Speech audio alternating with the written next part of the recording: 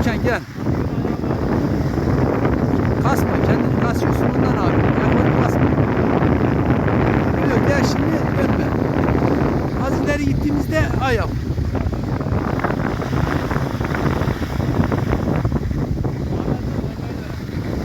Harikasın, güzel.